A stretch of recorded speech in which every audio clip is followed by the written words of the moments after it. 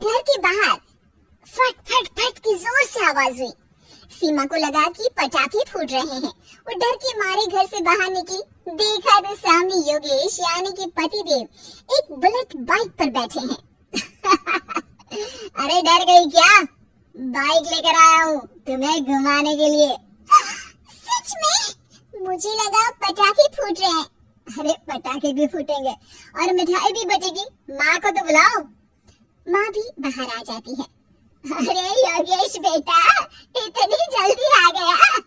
और ये गाड़ी किसकी है? साहब की है? हाँ माँ, तुम्हारा बेटा साहब से कम है क्या? मेरी है। अरे बेटा, इतनी बड़ी गाड़ी ले ली, इससे तो तू घोड़ा ही ले लेता। महंगी पड़ी होगी ना? माँ महंगी सस्ती छोड़ो और मिठाई लाया हूँ, गाँव में बंटवा दो। अरे बंटवा क्यों दो? पीछे बैठो, गाँव में बांट कर आते हैं। सब खुश थे। योगेश गांव के बाहर एक कोयले की खदान में मजदूरी करता था। मेहनत और अकल से उसने वहां ठेकेदारी का काम सीख लिया और सूझबूझ से ठीक ठाक पैसा बनाने लगा। गांव में बात फैल गई कि योगेश के घर धमाका गाड़ी आई है।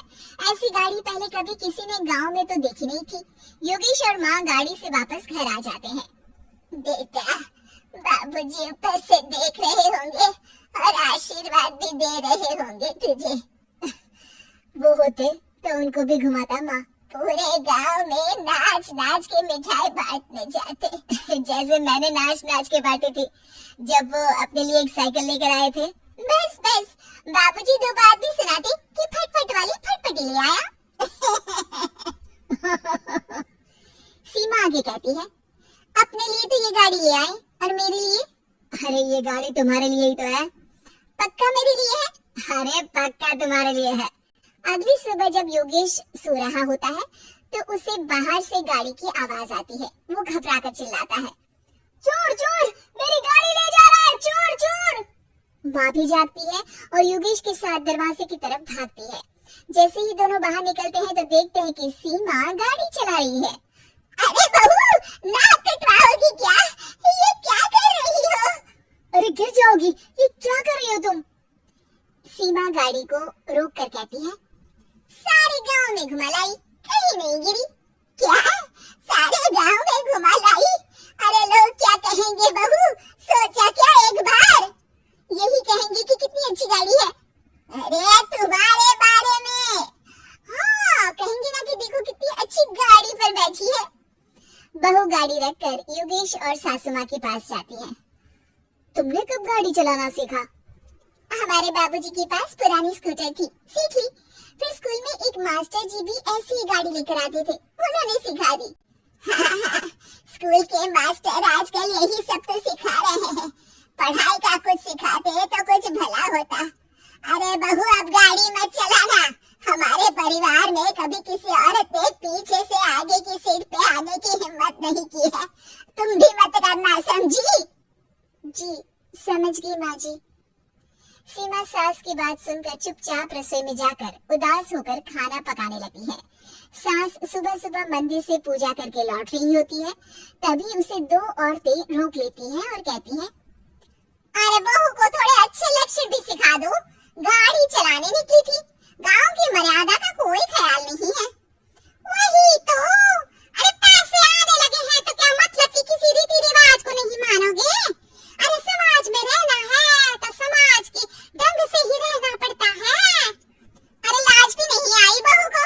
चूल्हे चौके से निकलकर सीधे गाड़ी लेकर चौराहे चबूतरे नाप लिए, फाट फाट फाट करते हुए। अरे कुछ कह देना उसे। अरे ये क्या कहेगी, बूढ़ी सास है, इनकी थोड़ी ना चलती होगी घर में। हाँ, बहू की ही चलती होगी, मर्जी भी और गाड़ी भी।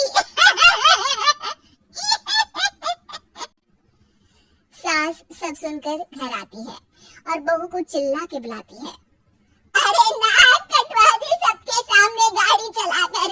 औरत जात गाड़ी नहीं चलाती। शहरों में तो 4 पहियों वाली गाड़ी भी चलाती है और हेलीकॉप्टर, हवाई जहाज भी। शहर में थोड़ी ना रहती हो मैडम साहिबा।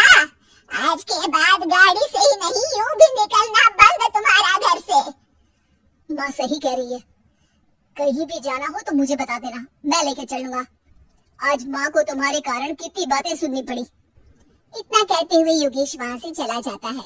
बारिश की वजह से कारखाने के रोड पर कीचड़ रहता है, इसीलिए योगेश गाड़ी घर रखकर जाता है और किसी से लिफ्ट लेकर कारखाने पहुंचता है ताकि नई गाड़ी गंदी ना हो। लेकिन शाम को इतनी तेज बारिश होती है कि उसे वापस आने का कोई साधन ही नहीं मिलता।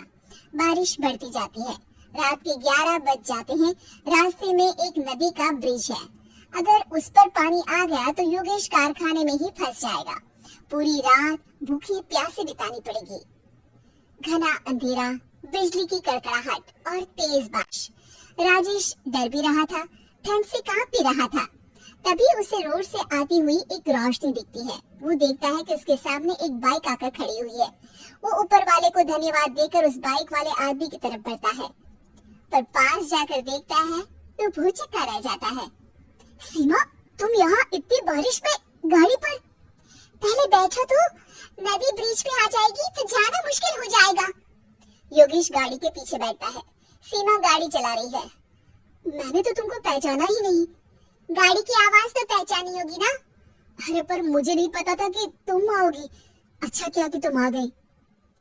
माँ नहीं आने दे रही थी, पर हमेशा पति पत्नी की रक्षा थोड़ी ना करेगा, पत्नी को भी तो करनी चाहिए। योगेश को सुबह अपने किए पर पछतावा होता है। उसकी आंख में आंसू आ गए जो बारिश की बूंदों में बह गए थे। उसके बाद सीमा को सास ने और योगेश ने खुशी खुशी समाज की सीमा लांघने की मंजूरी दे दी। अब वो जहाँ भी जाती फट फट फट गाड़ी पे ही जाती।